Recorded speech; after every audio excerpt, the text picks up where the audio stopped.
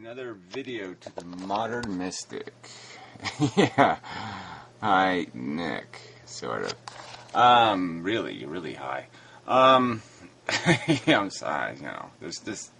I don't even know how to approach this video, but it is funny. You brought up a Monty Python reference, and as you're making the video, I was hearing John Cleese in my head going, "Too silly.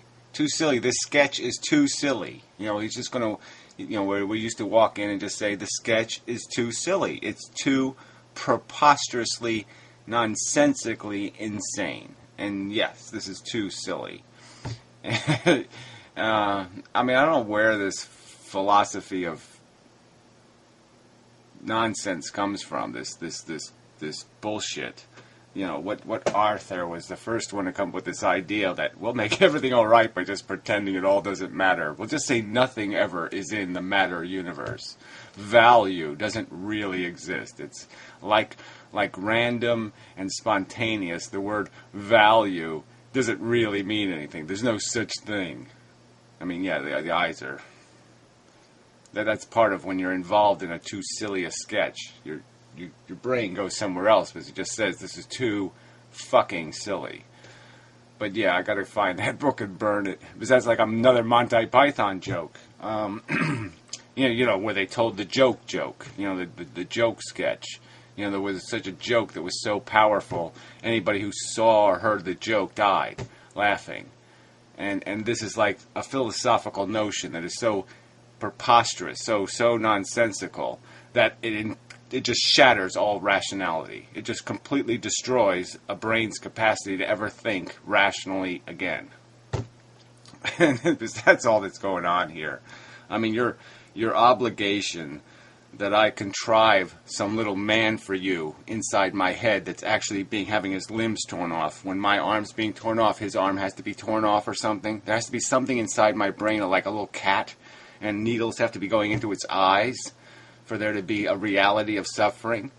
No, the whole point is my brain creates it, right? It doesn't, and whatever the metaphor we use, it creates a model of not only the world, but of a little man inside of me. All right, so it models the world, and it models a little person inside of me. And then, yes, that little person manifests the harm, the damage, the torture, the suffering. Again, not to recognize the distinct differences between these actors. All right, the mathematician in my head is one kind of actor. The silly person that desires things, those are different actors. These are different kinds of actors running a different kind of script play. Some are stuntmen, some are actors, some, I don't know how you want to metaphor it, but they're different. They're just not the same thing. All brain function is not the same brain function. And the feeling actors have no vocabulary, they have no lines, they have no articulation of any kind of substance. They have just feeling. Just this raw thing that's generated inside our consciousness called feeling, called sensation. And these sensations are decidedly qualitative. And it's quite functional through evolution, that evolution would have this capacity to create a thing that could manifest these feelings to create value in the world, so it could create something like a logic machine and something like an internal world where it could make something matter, so it could make the thing move through the environment to create the impetus, the spank on the butt to get it to go. So for you to pretend this is to laughingly just jolly your way through a video on a subject this sensitive, and it's just too silly. This isn't going to. You're talking about how I'm supposed to be talking to an audience. And then I wasn't supposed to be convincing you. Well, who realistically, what part of the audience do you think is going to buy your theory that it doesn't matter. That if I have a vial of smallpox sitting right here on my desk, that it wouldn't matter whether I unscrewed that lid and let the little bastard out. It just wouldn't matter. It's all rabies anyway. It doesn't matter what kind of rabies. It doesn't matter whether it's screaming horror rabies or pinky sticking out rabies or I got a good new fancy pants suit on, and I'll go impress people rabies. It doesn't matter what kind of rape. They're all the same rabies. Okay? So, yeah. Brain tumor rabies, same as eat a piece of chocolate rabies. All the same. All the same. Who are you going to sell that to? Who's buying that? Except for people who have read the sacred insanitotum, right? And their brains have turned into complete shit. Yeah, I put too silly in a heart even. Yeah, too fucking silly. Sorry. And then to use this this little mock tactic, okay, yeah, we'll mock him now, and we'll like he needs the suffering to exist. He spent his whole life, and any time he had any glimmer of a thought that suffering didn't matter, he snuffed that out because he needs the suffering to exist. I mean, we can just go back to my clip and your clip and look at the faces, and we can see who needs what. Who's, who's having a good time and who's not. I mean, what a pile of shit. I mean, there's not one single personality inside of me that wouldn't just love to take the shackles off. That wouldn't just love to be able to just say, it doesn't matter. Fuck it. Who cares? I mean, if I could think, like I said, that I could just kill myself and I could be out of the nonsense would be over. Yay! But I know that's not the truth. This is just bullshit that I don't get to escape, that I end up getting thrust here again by some asshole who might not think it matters. Well, it fucking matters. This is just insane nonsense. I can't, what, are you testing me? You playing some game here with this? Like, let's float something just way so fucking preposterous and see if Gary can actually somehow float that boat. Yeah, well, if it's a test, I don't appreciate it. And if it's not, it's just you're being gratuitously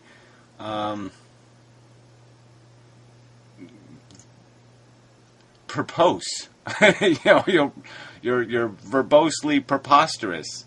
I mean, it's well, whatever.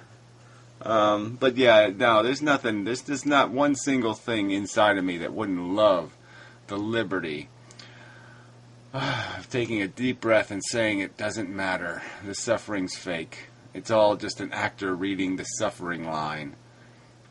Yeah, that'd be great. But yeah, no, I'm sorry. I'm not even close to convinced that the actor who's going, ooh, pretty color, pretty color, is the same actor who's going, my whatever, gallbladder just exploded. Those actors are two different actors, and they're reading a different kind of script, and they fit into a different kind of reality. And it's unfortunate because, I'm never going to be able to produce for you material value. I'm not going to produce for you the little man you want me to produce that's being, that's strapped on the waterboard and is being tortured. All right? There's no little man inside my brain being tortured. That's true. That's not how the value is manifest. That's not how it's first caused, so to speak.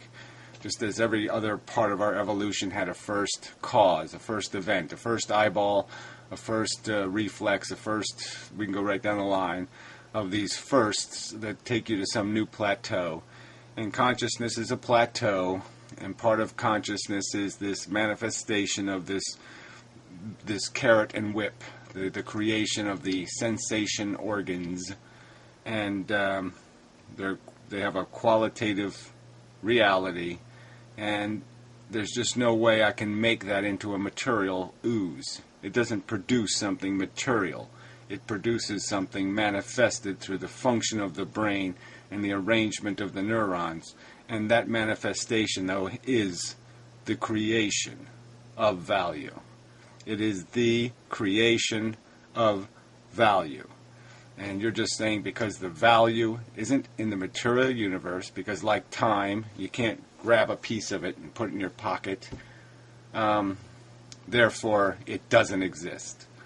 And in my opinion, to negate it just because you aren't able to materially manifest it, to say it doesn't exist, is bullshit. And yeah, so this, you know, I could just read your quotes. It just, it matters not a jot. You know, okay, whether I let smallpox out or not. Doesn't matter. Doesn't matter. Not a jot. I killed 2 billion people by slowly strangling them to death. It matters not a jot. Nothing ever suffers. Suffering is never created. It's not a reality. It's just an actor in our brain reading the words and saying, ouch, ouch, ouch, oh, pain, pain, pain, misery, misery, ooh, ooh, ooh, vomit, vomit, vomit, and just doesn't mean a damn thing. Fuck. You know, and you can say that laughing at the rest of the world, like they're all idiots, and you've got the truth, and I'm not supposed to say, wait a minute, you know, wait a minute. That sounds like some sort of reptilian theory. That sounds like one of those whack jobs who has some sort of pentagon with numbers all over it, and you know is abstractly doing math, you know, and says it's because that's the way Satan made the world. It sounds like fucking woo-woo. You know, big, giant, sloppy woo-woo. Alright. Nothing to suffer at all. That's a quote.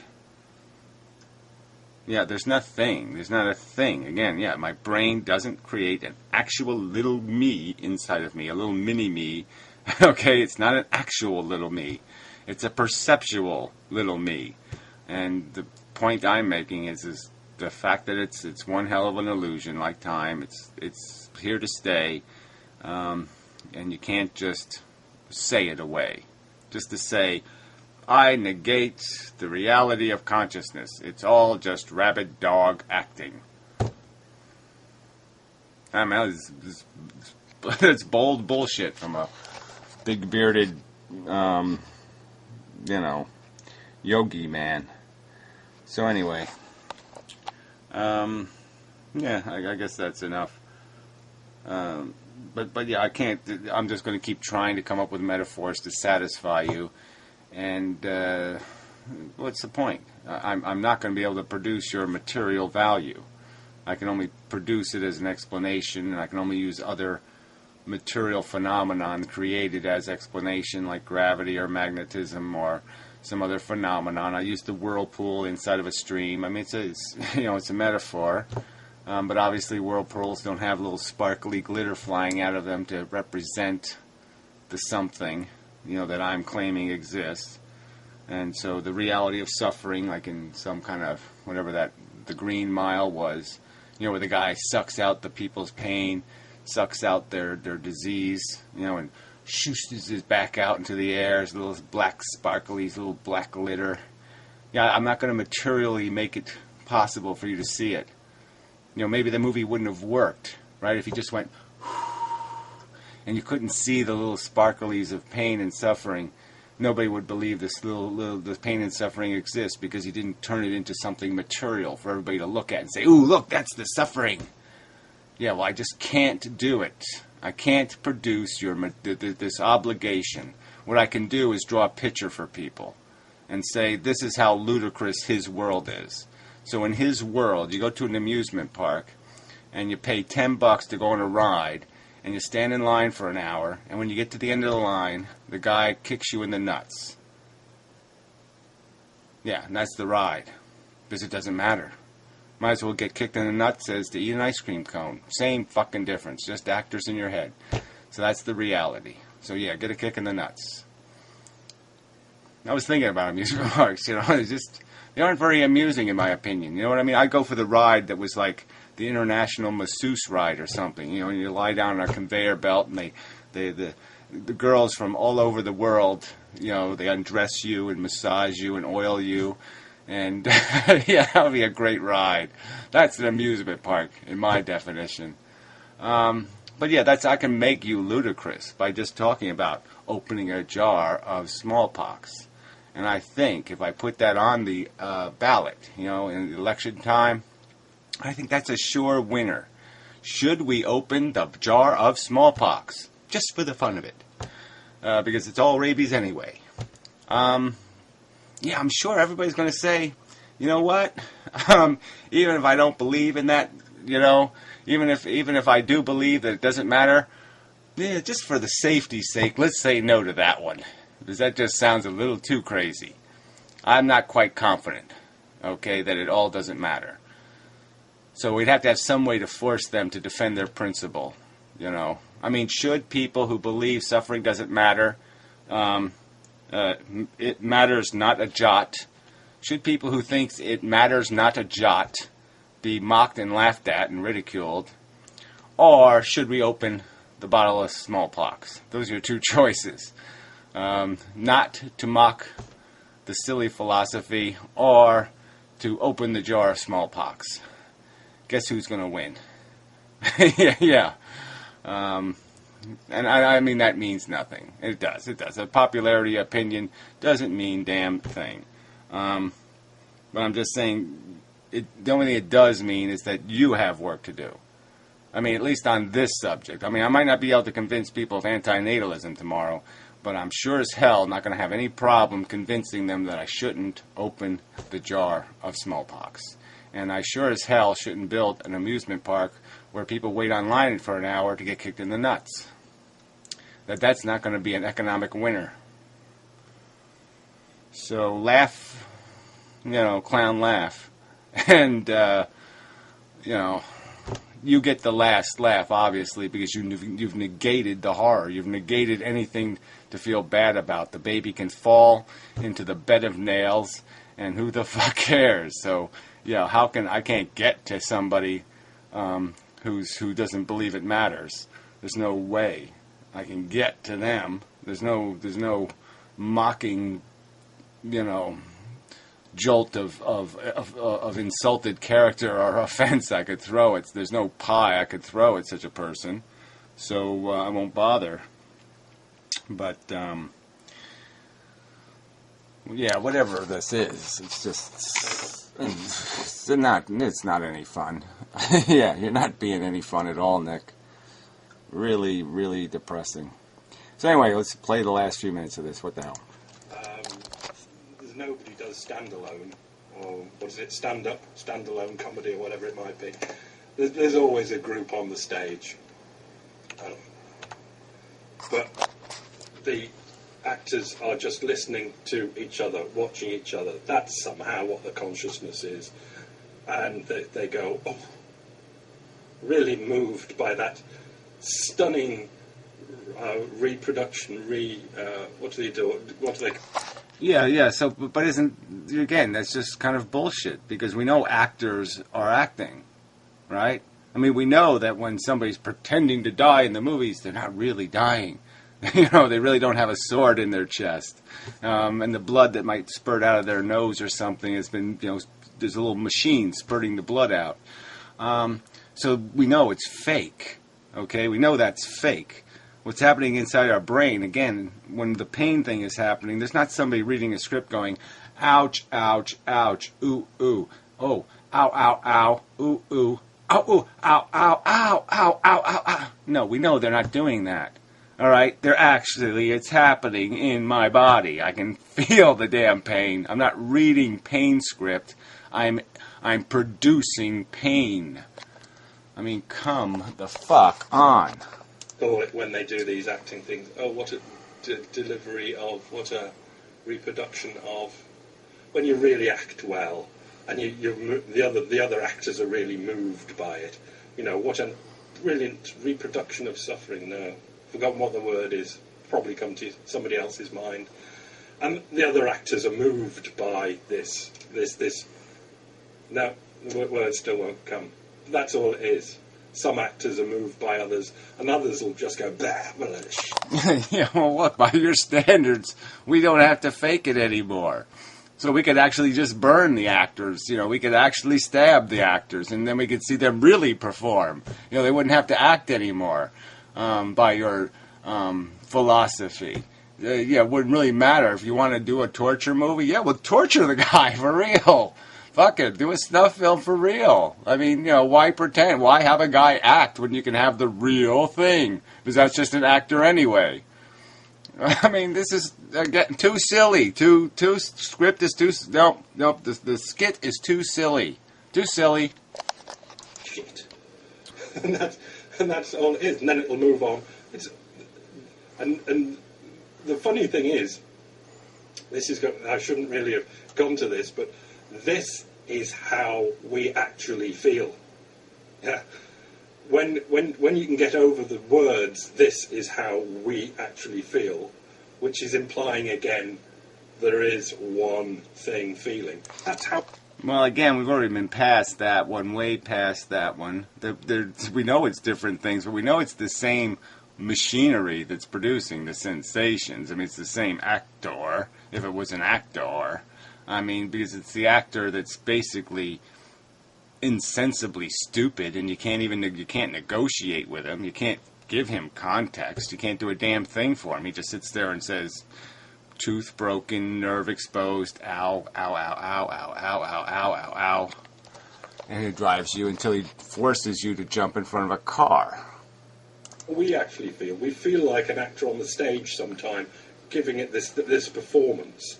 And sometimes we feel like we're an actor off stage watching a performance, and so that's how we. Well, again, that's maybe how you're experiencing your consciousness. It's not how I'm experiencing my consciousness. Constructing this sentence was a completely different kind of experience than having a needle stuck in my eye. The experiences of my brain are doing what's, like I said, I'm losing sensation, I lose consciousness in a sense when I'm concentrating and thinking, and my brow furrows and the things like that go on. I become less conscious, not more conscious. And it's when that screaming, crazy, motherfucking insane thing starts, that whistle starts blowing. Maybe that's what it's. Again, you're just saying that it's all actors and there's nothing else. Well, when they make a movie, there's a guy with a whistle. He blows whistles. All right? And that's a different thing than the actors.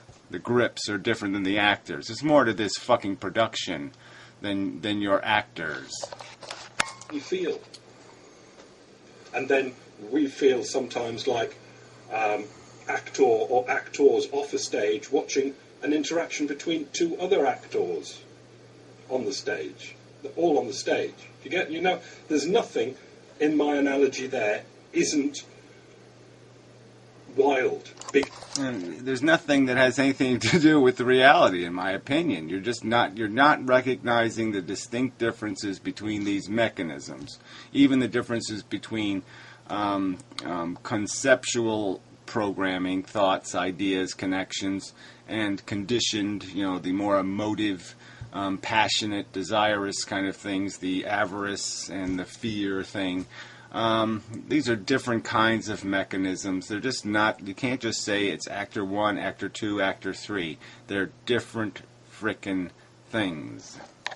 Because it's it's very tricky, our experience of life but that is what our experience of life is. And that's how it feels. I can guarantee, because I do it and I'm so normal, that's how whoever you might be out there. Yeah, well, maybe that's the difference, but I don't buy that. I don't buy that argument. You've talked about you have a bad back. You've talked about there's no way you haven't experienced distractingly debilitating discomfort, and to say that that's the same thing as contemplating ice cream cones, it just doesn't make any sense. You feel like sometimes you're the actor, and sometimes you're watching other actors or listening to other actors acting. And that is all there is. It's only the actors, and there's no one principal actor, there's no one principal director. There is one principled observer. I mean, the conscious observation sensation is happening. And I'm going to go back to my metaphor. I mean, maybe I should turn use the camera from the computer and do the infinite regression loop in here. Where it spirals out of control and the screen goes all wacky because I'm viewing an image and then I'm pumping the image back into the camera and viewing the image and it's going back in. It's an endless feedback loop because that's what our brain is doing. That mechanism exists here. Okay, my consciousness is being inundated not only by its reaction that's folded back in front of me, the words it throws back in front of me. Even my words are part of that feedback. It's a slower part of the feedback, but it's part of the feedback. I hear myself talk, and then I react to what I said.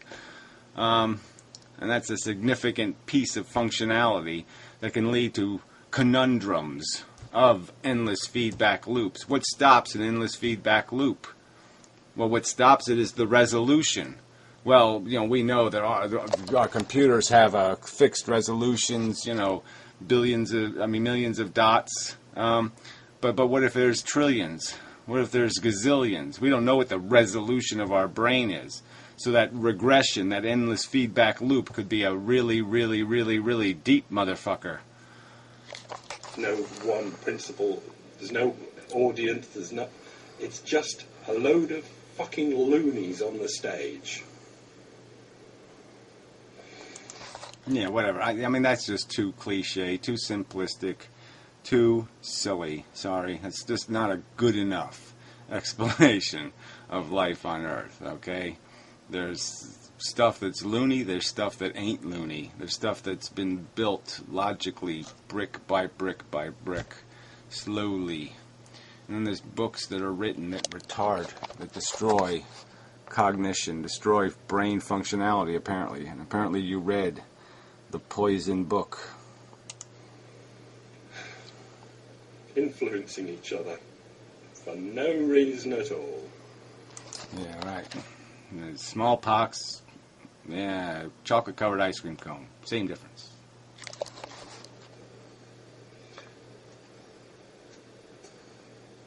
You've been wonderful. Couldn't have done it without you. Right. And another one on the end, straight to Gary, this one. That I can get into his actors. We know this. That's just the information that feeds through to the actors. We've got that. We don't need any more of the pointy end of the pen. But I, through the camera, through the internet, through Vlogadome, can get my pointy end right into your stage. Yeah? I can influence. No, you can't get it into the stage. You really can't. You can't stick that thing in my nuts. You can stick it into my emotions. You can stick it into my contextual sense. You can attempt to hurt my ego or make me defensive. You can give me a piece of logic that's indestructible.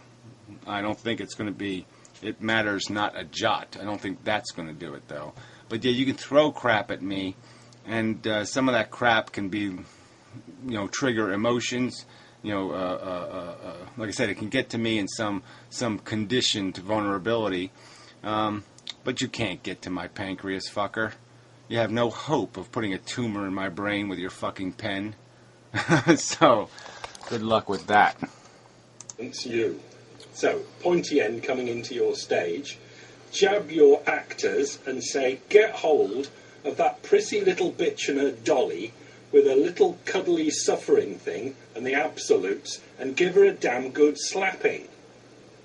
And say, come to a bit of reality, missy.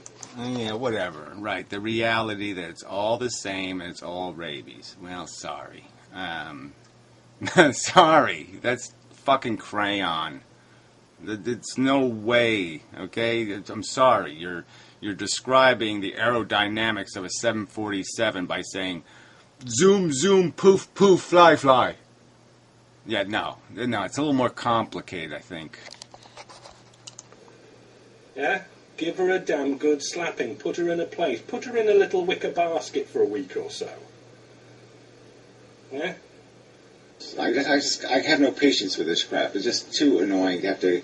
If we can't accept as a premise that this is a face. Apparently, I'm comforting myself. So look at this guy's face, and this guy is right now comforting himself by saying, "Oh, where's my suffering blanket? I need suffering." That's what. That's. See, I'm having a good time apparently here. I'm having a good time comforting myself with the notion that, oh my fucking God, there's way too much wasted suffering on this shithole. And I don't want to hear the brilliant truth that it doesn't matter. And I'm resisting the brilliant truth that it doesn't matter. It's all rabies. And it doesn't matter what kind of rabies it is. Rabies is rabies. Yeah, right. suffering is a value, then I just have no interest in conversation with people who won't concede that fact. If I have to explain it. Too silly. Yeah, that's right. Just too fucking silly. Let's put a smile on our face by just acknowledging there's just some conversation just isn't fucking worth it. Too fucking silly. All right? I mean, intellectuals that get themselves so fucking smart that they put their head all the way up their fucking ass and can't see a motherfucking thing anymore. I mean, that's all I can't... What other analogy is there for this? I mean, too fucking silly. Rape is bad and cancer is bad and all this stuff is bad, then fuck it. Just shut up! Yeah, whatever. Ha ha ha ha ha ha ha ha. Ha ha. So anyway, yeah, yeah. Well, whatever. I mean, look, there maybe there is a perfect argument. I mean, it is an interesting conundrum, okay, of this idea. Like, if there was a synthetic intelligence and it had no feeling organs, it had no brain that felt, it just had logic mechanisms, and it had some notion of personality, like it knew what wit was. So it had, let's say, it had some connection to. See, we're already in trouble. You know, because as soon as you come up with some kind of qualitative thing, like it's better to laugh than it is to cry, as soon as you come up with some kind of mechanism that creates quality, you're in trouble. So, but let's just imagine that it was possible for there to be an intelligence that still had some sort of communication skill in terms of being, you know, having a little flair, let's say, a little style. You know, wasn't some just computer voicey reading text kind of stale thing. You know, just, you know, had a little bit of personality, even if it was contrived personality. But anyway, so yeah, and you had to explain to it. It was really, really smart, though. It knew everything. It read every book. It knew every reference. It knew everything. And you had to explain to it what sensation was, what it was like to feel, intense pain, the raw nerve of a tooth, or, you know, the feeling of skin being slowly peeled off your flesh, or being burned, you know, just the or being electrocuted. You know, these sensations. How would you explain these sensations? How would you explain their qualitative substance? How would you explain the fact that they mean something? You know, that they're not just electrical signals, that they're just not actors going zzz, you know, sizzle, sizzle, sizzle, sizzle, sizzle, sizzle. You know, that it's something that's happening to you, that you're consciously experiencing this thing called not fucking good. You know, there is actually a concept of not fucking good. Yeah, it's a challenge, because that thing called not fucking good is never going to have a material form. It's never going to have a little squirrely thing, you know, a little squirming thing I can poke and make it look like it's suffering. It's never going to have a look like suffering. I'm never going to blow the bits of suffering out of my mouth and say, look at the black glitter, look at the black glitter, see, that's suffering. No, there's just going to be air. And I'm going to be saying, look, that air, it's suffering. And it's going to, you know, the intelligence is going to say, I don't see anything. Yeah, it's a problem. But fortunately, it's a problem that most people understand. They understand That, oh yeah, okay. Well, I felt it too, so I know what you're talking about. So yeah, we really don't have to argue it because, yeah, you're right. It means something. Don't let the smallpox out of the jar. I know it means something, okay? It's better to leave it in the jar, and it's better not to have that ride at the amusement park where the guy just kicks you in the nuts. Because it's fucking stupid.